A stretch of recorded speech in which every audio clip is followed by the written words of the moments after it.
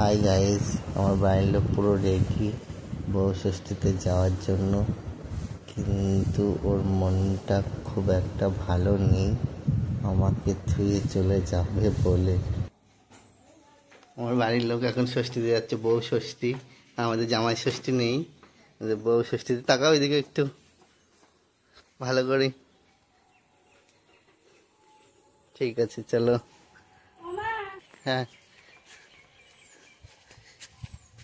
দেখো আমাকে থুয়ে কেমন ভাবে